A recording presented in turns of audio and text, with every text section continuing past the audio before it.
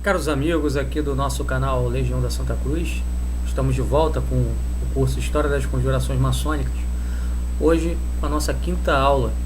Eu peço perdão aos alunos pela demora em liberarmos essa quinta aula, que na verdade nós tivemos alguns contratempos nesses últimos meses e não conseguimos, infelizmente, gravar essa quinta aula, mas agora vamos regularizar isso aí, vamos tentar soltar uma aula pelo menos a cada mês, a fim de que a gente não perca o fio da meada do curso, ok?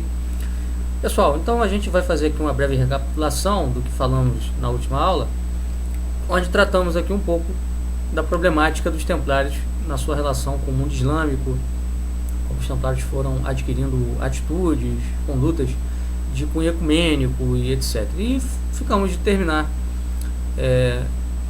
para tratar nessa quinta aula a respeito da questão da relação dos templários com a seita dos assassins, uma seita presente ali no mundo do Oriente Médio, uma seita islâmica, e que vai ajudar muito a explicar o porquê do processo contra os templários, lá já no início do século XIV, Papa Clemente V, o rei Filipe o Belo, etc. A gente vai tentar traçar alguns pontos-chave para poder esclarecer isso aí, ok?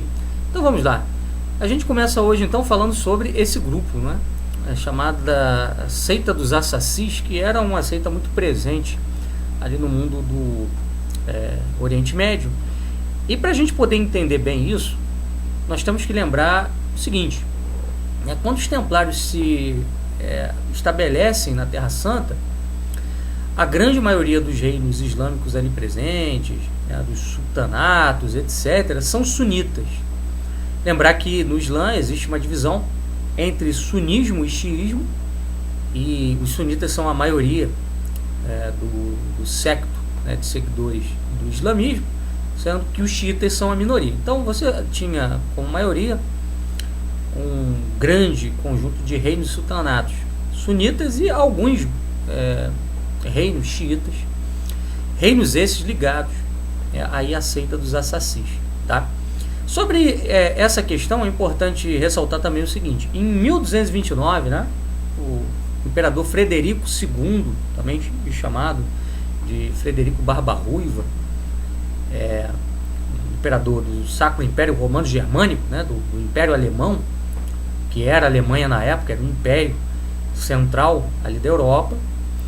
E Frederico II, ele buscava um papel de liderança, né, sobre o mundo europeu, sobre a cristandade, e também um papel de liderança no Oriente Médio. Porém, nós sabemos que a Igreja tinha dado à Ordem dos Templários uma série de privilégios para atuar na Terra Santa, porque não havia uma confiança perfeita por parte dos papas, por parte dos bispos, em relação à nobreza europeia, né?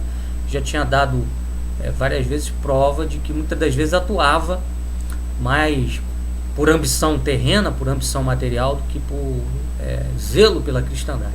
Então, a criação da Ordem dos Templários, ela atendia muito a isso, né?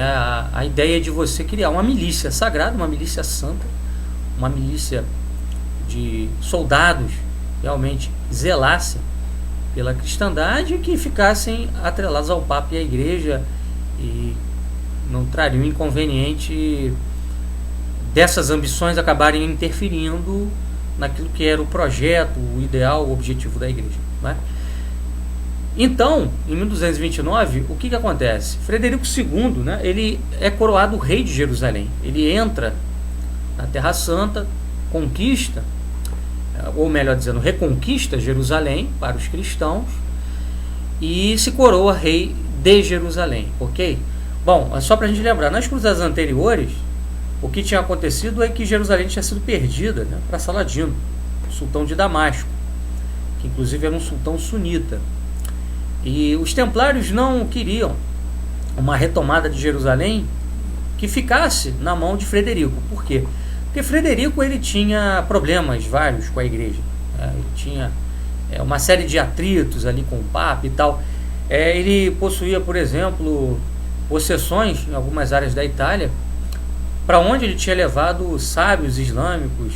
Se não me engano, a Universidade de Bolonha vai ser um centro para onde esses sábios vão acorrer graças ao apoio de Frederico II, que queria transformar tal universidade num centro de estudos, o maior centro de estudos da Europa, né, eclipsando aí Paris e outros lugares e outras universidades, ok? Então, havia inclusive acusações contra Frederico, dizendo que ele era um cripto-islâmico e etc. De maneira que não havia uma confiança dos templários em face a Frederico II, tá? E um outro ponto também importante, né, é que Frederico II ele negociou a retomada de Jerusalém com os sunitas do Egito, tá? Então aquilo para os templários soou como uma grande traição, porque os templários eles tinham nos sunitas os seus grandes inimigos. Daí o fato dos templários aliarem-se, não é, aos xiitas e aos assassins. Uma coisa também que ressoa nesse momento aí histórico é que, por exemplo, a nobreza franca, né, que conquistou Jerusalém em 1099 durante a Primeira Cruzada, né, Godofredo de Bouillon, Raimundo Toulouse, etc. Essa nobreza franca que se estabeleceu ali na Terra Santa, ela buscava, na verdade, uma outra tática. Os templários eles faziam aliança com os xiitas contra os sunitas. Os nobres não, eles já lutavam contra todos os grupos islâmicos que haviam ali. Já Frederico II fez uma outra política, adotou uma política diplomática com os sunitas para poder recuperar Jerusalém. Isso aí não foi bem visto pelos templários, ok? Então é nesse contexto aí também que a relação dos templários com os xiitas, com os assassins, vai aumentar, vai ampliar. Quer dizer, todo um contexto que explica a aproximação mais ampla entre os xiitas, dos assassins e os templários, ok? Bom, vários autores eles tratam dessa questão da aproximação templária e assassins, como por exemplo o Pierre Boulle, né, que tem um livro sobre a cruzada do imperador Frederico II, ok? Então eu queria citar aqui alguns pontos importantes sobre esse assunto. Vamos lá. Uma das acusações que se fazia aos templários era uma amizade e até uma filiação encapotada ao islamismo, quando a gente lembra aí da simpatia que existia dos templários pelo xiismo ismaelita, tá? A ordem dos assassins ela se filiava a esse xiismo ismaelita, ok? E se constituía num ramo esotérico desse xiismo ismaelita, tá? Esse xiismo ismaelita ele derivava de um movimento que era o movimento dos nizaristas, e ele se mantinha fiel ao primogênito do califa fatímida Al-Mustanzis, tá? Então assim, ele acreditava numa linhagem dinástica que vinha lá de Al-Mustanzis, que teria guardado a fé islâmica pura de qualquer contaminação. E segundo esse ramo, né, o Islã, o verdadeiro Islã seria um Islã esotérico, tá? Enfim, o que acontece? Esse califa fatímida Al-Mustanzis, ele foi assassinado, mas depois um grupo continuou mantendo a tradição desse califa, e esse grupo passou a ser conhecido como assassins, o grupo dos assassins. Eles se estabeleceram no norte do Irã, tá bom? E depois foram para o Elbrus, né, um maciço montanhoso, e se fixaram numa fortaleza chamada Fortaleza de Alamut, correto? E a partir dali eles começaram a fundar, né, uma ordem militar nos moldes templários, só que com caráter islâmico, tá bom? Isso tudo aí em 1094, quer dizer, mais ou menos na mesma época em que as cruzadas começam. Só que não existe evidentemente nenhuma relação direta entre templários e assassins. Quer dizer, ao mesmo tempo que os templários estão sendo formados no ocidente cristão, os assassins estão se estruturando lá no Oriente Islâmico, tá? Eles se estruturaram como uma sociedade fechada, hierarquizada, uma sociedade secreta, e tinham como autoridade máxima um mestre chamado Sidna. Sidna vem de senhor, tá? Eles também chamavam o senhor ou Sidna de Sheikh el-Jebel, que significa o Todo-Poderoso. que era visto por eles como uma prerrogativa do Arcanjo Miguel, tá? Então aí tem várias referências aí, gnósticas, esotéricas, ao Arcanjo Miguel também. Esse líder, o Sidna, era chamado também de o Velho da Montanha, tá? Por quê? Justamente por causa da fortaleza de Alamut ficar no Elbrus, tá ok? E eles tinham no sunismo um inimigo mortal, tá? Tanto político, quanto militar, quanto religioso. Então os assassinos eles faziam de tudo para desestabilizar esses reinos sunitas aí da região e irem expandindo o poder xiita na área. Por isso que os templários fazem aliança com os xiitas dos assassinos, tá? Uma coisa também interessante é que essa ordem ela vai conquistando possessões à medida que os templários também vão ganhando espaço. Então, quer dizer, as conquistas templárias no Oriente abrem caminho também para as conquistas dos assassinos.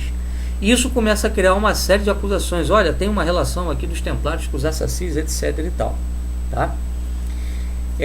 Uma coisa também que trouxe muita desconfiança em relação a essa amizade entre templários e assassinos, tá? Foi que em 1236 os templários foram censurados pelo Papa Gregório IX, tá? Justamente por causa dessas alianças aí com os assassinos, tá bom? Os templários explicavam que isso era uma tentativa de enfraquecer a corrente majoritária do Islã, o sunismo. E teve um outro ponto também, aliás, um outro fato que também foi decisivo, que foi o seguinte, tá? Por exemplo, o mestre Robert de Craon, que era o mestre do templo, né? Ele tinha amizade com o sultão de Damasco, e isso trouxe a possibilidade que o rei de Jerusalém, o Fulks Danju, tá, pudesse estabelecer uma aliança com o sultão de Bagdá. Isso ali durante as cruzadas. E, enfim, isso aí foi devido a essa relação, né, dos templários com essas alas aí islâmicas. Eles também faziam, às vezes, tratados com grupos sunitas e eram até chamados para intermediar tratados com grupos sunitas, ok? Porque os templários eram vistos como homens diplomáticos, homens que mantinham a sua palavra. Então havia, de fato, nisso tudo, algo de diplomacia, tá? Que às vezes também acontecia com grupos sunitas. Tá? É o caso do rei de Jerusalém, Fulks Danju, ali, o tratado com o sultão de Bagdá, o sultão de Damasco, com os templários intermediando. Mas isso também trouxe a penetração de crenças esotéricas, ok? Isso também aconteceu. Bom, vou continuar aqui, tá? Um ponto também que alguns autores ressaltam é que, por exemplo, as relações da Ordem do Templo, né, com os assassinos, ela remonta logo ao começo da Ordem, né? Logo ali é 1118, tá? Ainda na época de Hugo de Payens, tá? O primeiro grão-mestre da Ordem dos Templários. Dizem alguns, né, que estabeleceu-se nessa época um tratado secreto entre templários e assassinos, tá? Onde havia um compromisso de entregar Damasco a Balduíno II, rei de Jerusalém, o rei francês de Jerusalém, em troca da cidade de Tiro. Quer dizer, os xiitas assassinos ficariam com Tiro, tá? E o Balduíno II com Damasco, tá, ok? Bom, vários cronistas também falavam do seguinte, de laços muito estreitos entre as duas milícias. Por exemplo, era muito frequente a visita de dignatários templários à fortaleza de Alamut dos assassinos. Enfim, o Bernard Marillier, ele fala de que essas visitas elas podem ter provocado a penetração esotérica no meio templário, e que isso aí poderia explicar uma série de coisas que vão depois aparecer aí no processo, nas acusações contra os templários, ok? Tem um autor que também diz o seguinte, o Paul do Breuil. Os templários foram rapidamente influenciados pela filosofia exótica, Antes devera dizer esotérica. Isto foi notado no processo, quando os inquisidores denunciaram práticas e conhecimentos heréticos maometanos, maniqueístas e zoroastristas. Tá? Esse autor, ele trata, né, do processo contra os templários, processo lá aberto na época de Filipe IV, na França, que acabou tendo como resultado o fim da Ordem dos Templários. E nesse processo fica claro que o depoimento dos templários confessaram crimes e práticas nefandas mostra conhecimentos que eles só poderiam ter adquirido se eles tivessem tido realmente contato com os assassins, né? Conhecimentos realmente esotéricos, gnósticos, né? Herméticos, mágicos, que nem mesmo os inquisidores que faziam todo o procedimento, né, de inquisição tinham conhecimento, tá? Porque muitas vezes aparecem alguns dizendo aí, não, os inquisidores forçaram a barra, né, forçaram os templários a confessar crimes que eles não tinham cometido. Sim, isso até aconteceu realmente, né? Mas é fato também que eles relataram coisas que os inquisidores não sabiam, que só poderiam ter vindo justamente desses contatos aí com os assassins, ok? Continuando, pessoal, a gente percebe o seguinte, que na época em que o processo, né, contra os templários começou, ali o iniciozinho do século XIV, 1305, né, 1306 e em diante, todas aquelas acusações que já haviam sido feitas pelos templários foram se adensando e foram se organizando basicamente em duas acusações gerais, né, que eram acusações de heresia, né, e aí isso envolvia muita coisa,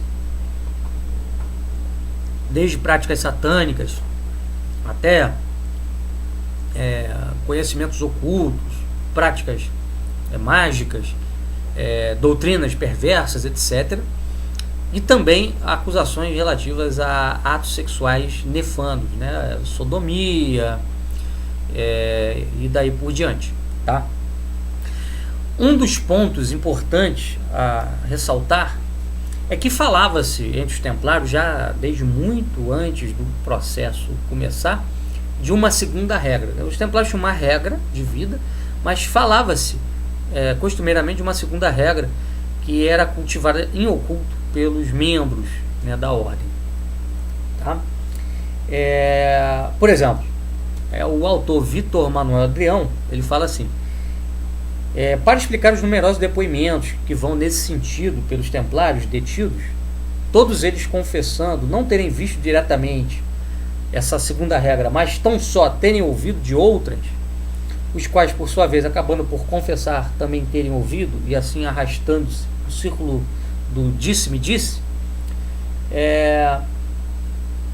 a única maneira plausível, né, parece ser a referência ao preceptor do Templo de Laon, Gervais de Beauvoir, né, Gervais de Beauvoir. Então, esse preceptor aí, ele fala o seguinte, né: havia na ordem um regulamento tão extraordinário, sobre o qual tinha de ser guardado um tão grande segredo, que qualquer irmão preferia que lhe cortasse a cabeça a revelá-lo. O advogado de Gervais de Beauvoir, ele diz assim, né? Raul de Preges é o advogado. Ele corrobora o que o irmão Gervais diz, dizendo: possuía um livrinho com os estatutos de sua ordem, que mostrava de boa vontade, mas tinha outro, mais secreto, que nem por todo o ouro do mundo o mostrava. Tá? Então havia realmente uma regra secreta que circulava entre alguns templários, o que dava aso a pensar realmente em rituais ocultos que eram praticados por alguns templários. Evidentemente que não é o caso de dizer que todos os templários estavam implicados nessas práticas ocultistas, mas muitos estavam. E isso leva-nos a dizer o seguinte, que de fato, né, havia uma razão, um motivo para o processo contra os templários. Se os motivos, as razões de Filipe o Belo, rei da França, eram boas ou não, como muitos historiadores discutem, aí já é uma outra questão. Claro que existiam ambições políticas, ambições materiais, militares do Filipe o Belo de destruir a Ordem dos Templários, mas existiam também fundamentos para essas acusações. Talvez o melhor não tivesse sido o extermínio da Ordem, mas sim a reforma. Mas enfim, o que aconteceu foi que Clemente V, o Papa, decidiu aboli-la. Tá? Havia uma lenda também, né, de dois cavaleiros templários, dois cavaleiros cruzados. Aliás, havia uma gravura que era usada, né, pelos templários, que trazia o seguinte: um cavalo e dois cavaleiros, né, dois cavaleiros sentados no mesmo cavalo. Então começaram a surgir, por exemplo, boatos dizendo que essa gravura ela tinha, na verdade, um sentido esotérico, tinha um sentido diabólico por trás dela. Tá? Por exemplo, esses dois cavaleiros templários, segundo alguns diziam, representavam dois soldados que marchavam juntos para um combate. Tá? Um teria se encomendado a Jesus Cristo, o outro teria se encomendado ao diabo. Ok? O que se encomendou a Jesus Cristo ficou ferido, e o que se encomendou ao diabo saiu ileso. Então esse que se encomendou ao diabo fez a proposta para o outro que tinha se encomendado a Jesus Cristo, a proteção de Jesus Cristo, que ele tinha se encomendado a um senhor mais poderoso do que Cristo, que seria o demônio, e que era preciso que ele também se iniciasse e que se tornasse também servo do diabo. Tá? Bom, essa gravura, né, de um cavalo e dois cavaleiros, na verdade, se refere aos dois fundadores, né, da ordem, Hugo de Payens e Geoffrey de Saint-Omer, ok? Que foram os dois primeiros cavaleiros aí a fundarem os Templários. Mas depois isso foi ganhando um sentido malévolo e foi sendo usado inclusive pelos acusadores dos Templários para incriminá-los. Enfim, o que parece que realmente essa coisa toda de iniciações, né, diabólicas, ocultistas, foi ganhando força mesmo na ordem. Tá? Essas lendas, né, esses boatos foram crescendo, não eram sem razão.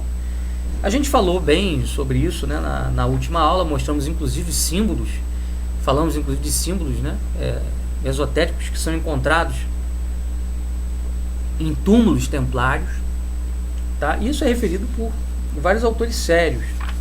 Então não é uma coisa assim de teoria da conspiração ou de gente que quer levantar uma calúnia contra os templários gratuita. É bom lembrar também que as acusações contra os templários não foram criadas por Filipe IV, Filipe Belo da França. Filipe o Belo da França, desculpa. Elas já existiam. Né? Filipe o Belo, ele apenas se valeu daquelas acusações para incriminá-los. Elas já existiam, já haviam vários problemas entre os templários e a igreja, os templários e a nobreza, que acabaram explodindo no processo, lá de 1300 e tanto, 1307, daí por diante, onde o Papa Clemente V acabou, tá, terminando, né, abolindo a Ordem dos Templários.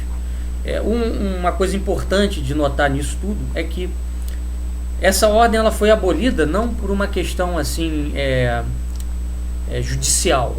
O Papa, na sua bula de abolição da ordem, ele justifica a atitude dizendo o seguinte, que a abolição se dava por uma razão prudencial, ou seja, como a ordem tinha virado um motivo de contenda e de disputas, de ódios muito aferrados dentro da cristandade, era melhor prudencialmente dissolvê-la. Isso permitiu que elementos da Ordem dos Templários conseguissem fugir da França. Os que conseguiram escapar das condenações fugiram da França e foram para outros países, né? Principalmente para a Escócia e para Portugal. Desculpem. O grão-mestre dos Templários da época, que era o Jacques de Molay, ele foi morto, né, na fogueira, foi condenado. E cabe lembrar também que no documento de Chinon, onde estão consignadas as confissões da liderança templária, né, que se encontrava presa lá na França, houve confissão, inclusive, de diversos atos de sodomia, né? Homossexualismo. Sodomia é homossexualismo. De bruxaria, de satanismo, etc. Né?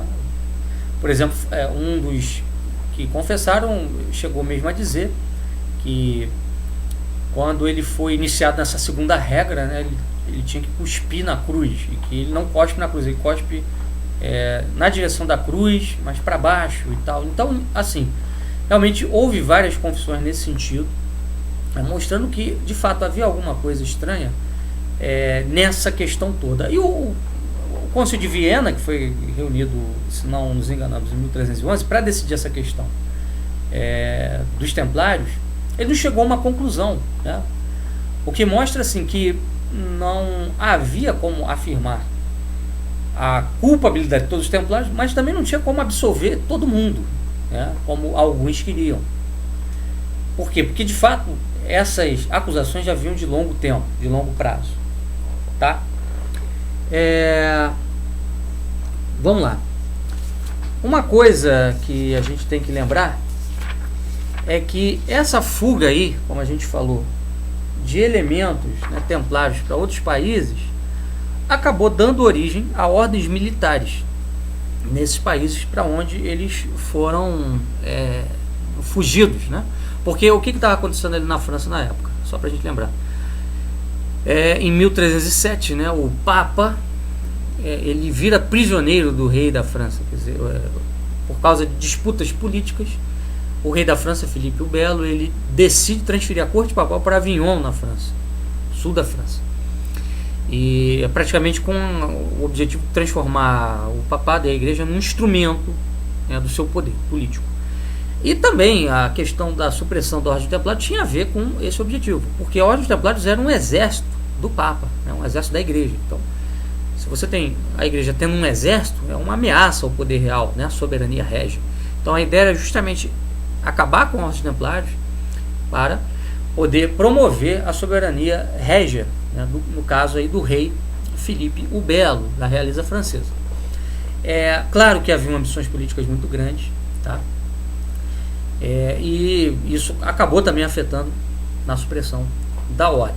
Mas enfim, uma coisa que é preciso que se diga é que a realeza francesa, durante toda a sua história, sempre teve uma relação muito próxima com a igreja, sempre foi, vamos dizer assim, a defensora da cristandade, né? A guardiã da cristandade. Lembrar que o primeiro rei bárbaro a se converter ao cristianismo foi Clovis, em 500 ali, DC. Ele foi batizado por São Remígio, ok? E nesse batismo consolida-se uma aliança entre a Igreja Católica e os francos. É a primeira vez que há uma aliança entre a Igreja e um povo bárbaro, um reino bárbaro, né? Logo depois do fim do Império Romano.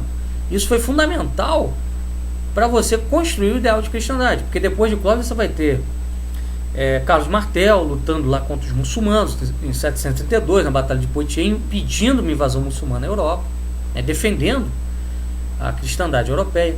Você vai ter Pipino Breve fazendo uma aliança com o Papa Estevão, doando o centro da Itália, né, os chamados Estados Pontifícios, para o Papa. Você vai ter Carlos Magno restaurando o Império Romano, mas sob a liderança franca e sob as bênçãos do Papa Leão III. Então, a relação dos franceses com a igreja sempre foi muito forte, tá? E esses cavaleiros que saíram, que fugiram e que foram fundar ordens militares independentes em outros países, eles se ligaram às realezas desses países aí, tá? A realeza de Portugal, a realeza da Escócia, etc. e tal. E evidentemente que esses elementos esotéricos, né, também tiveram que fugir e foram penetrando nessas ordens militares, ok? Então, por exemplo, a maçonaria hoje em dia, ela tem referência a vários símbolos, a várias simbólicas de origem templária, né?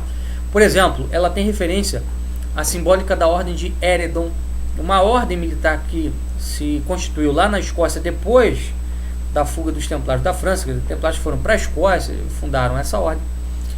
E há várias ordens, aliás, desculpem, há vários graus maçônicos que se referem a essas ordens militares, seja a ordem dos Templários, seja também a essas ordens aí que se formaram depois do fim dos Templários, tá? Em 1311. Então, assim, é praticamente impossível não ligar uma coisa a outra, tá? Um outro contexto também que a gente tem de recordar é que nas lojas maçônicas do medievo, que eram na verdade corporações de ofício de pedreiros, né, a gente já falou, muitos templários também buscaram refúgio, porque como essas lojas tinham isenção, né, a igreja não podia interferir diretamente nas discussões internas e tal. Um templário que fosse acolhido ali dentro, ele não podia ser mandado para a fogueira inquisitorial, perseguido, etc. Então, muitos templários fizeram isso, filiaram a corporações maçônicas de pedreiros, né? E eram templários que vinham com essas ideias esotéricas lá do Oriente e tal, e foram levando aquilo ali para dentro das corporações de livres pedreiros, ou seja, de maçons, de franco-maçons, né? Então tudo isso foi criando um caldeirão cultural, que é o que vai dar origem à maçonaria. A gente sabe que a maçonaria propriamente dita, oficialmente falando, ela só se funda em 1717. Mas isso não quer dizer que já não houvessem clubes, grupos maçônicos operando antes, né? Já existiam. A maçonaria operativa, a maçonaria profissional, ela vai ganhando cada vez mais um caráter esotérico com o passar do tempo. E essas ordens militares também vão ganhando um caráter cada vez mais esotérico e, sobretudo, né, um caráter de hostilidade à igreja e à realeza francesa. Uma coisa que tem em diversas iniciações na maçonaria são símbolos relativos, por exemplo, à derrubada do rei, né? Menções à derrubada do rei, a derrubada do rei da França, né, especificamente, que é identificado como o grande símbolo da tirania, né? A derrubada do Papa, né, do papado, da igreja, também vista como o símbolo da tirania, porque foi a igreja, né, com Clemente V e o rei da França, com Filipe o Belo, que destruíram a ordem dos templários. Então, toda a simbólica maçônica ela se refere à questão templária. É claro que a maçonaria ela não tem nada a ver diretamente com a fundação da ordem militar dos templários lá no início do século XII, né, por Hugo de Payens. Claro que não, Hugo de Payens não era um maçom, mas eu acho que ficou claro aqui pelas últimas aulas que nós demos. O que fica evidenciado é que foi havendo uma penetração maçônica dentro da ordem dos templários, foi surgindo um grupo de militares templários, de freis templários, né, de religiosos templários, que eram no oculto praticantes de esoterismo, de crenças, doutrinas de ordem gnóstica. E quando acontece a supressão da ordem, esses aí fogem, vão formar ordens militares em outros países, vão fecundar essas ordens militares com ideias esotéricas e vão também fecundar as corporações maçônicas com ideias esotéricas que traziam do Oriente, ok? Então isso tudo vai criando, como a gente falou, um caldeirão de ideias, de cultura, de movimentos, justamente para derrubar o poder da igreja na Europa e, consequentemente, criar uma nova ordem de coisas, né? Uma nova ordem mundial, né?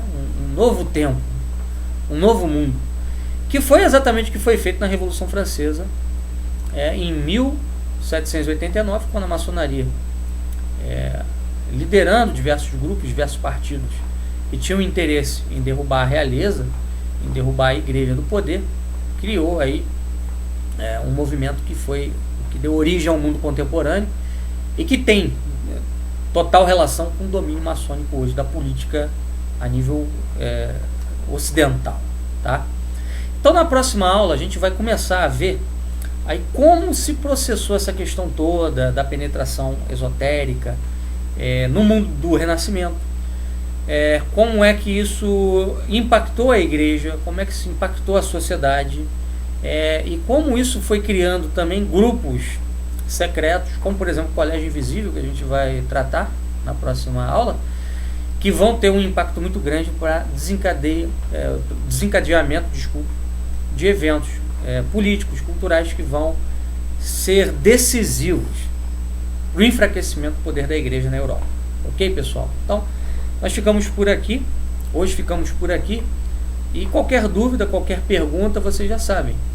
Vocês têm o meu e-mail, né? Professor Rafael, Rafa Plus Ultra 79@gmail.com, tá? E tem também lá o blog do Legião da Santa Cruz, né? Tem aqui o canal do Legião, vocês podem também mandar perguntas aqui pelo canal, podem mandar pelo blog, podem mandar pelo meu e-mail, ok? E eu termino aqui a aula fazendo um pedido a todos vocês. O Legião da Santa Cruz quer ser uma associação, um movimento que reúna os católicos para um combate político eficaz contra as correntes que aí estão e que militam, né, contra o reinado de Deus, né, o reinado da igreja, o reinado de Cristo. E nós estamos em processo de estruturação do Legião como uma associação. Tá? E o nosso líder, o César Maciel, ele decidiu criar uma iniciativa para arrecadar fundos. Nós precisamos mais ou menos de R$3.000 para elaborarmos aí tudo que diz respeito à estruturação do Legião como associação. Qual a vantagem disso? A vantagem é que nós, como associação, poderemos atuar de forma jurídica, de forma oficial, em defesa da igreja, em defesa da doutrina da igreja, em defesa também daquilo que é a concepção política da igreja na sociedade. E você se associando a nós vai poder contribuir, e muito, por isso, né? Então nós precisamos desse recurso financeiro, mais ou menos R$3.000, para nós podermos registrar o Legião da Santa Cruz como associação na justiça, fazer todos os trâmites aí advocatícios em relação a isso, ok? Então o César Maciel, ele lançou uma vaquinha para nós arrecadarmos essa grana, e se você puder ajudar, nós teremos uma grande gratidão, né, em relação a essa ajuda aí que você estará nos dando, ok? E peço também que Deus o abençoe por isso, tá, ok? Onde é que você pode encontrar informação sobre isso?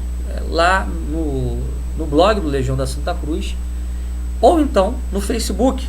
Nós temos a nossa página lá no Facebook, Legião da Santa Cruz. Você também pode encontrar informações a respeito disso lá na página do Facebook. Também pode encontrar informações diretamente com o César Maciel, ok? É só entrar lá no blog ou na nossa página do Facebook e buscar lá o César Maciel e mandar uma mensagem privada para ele.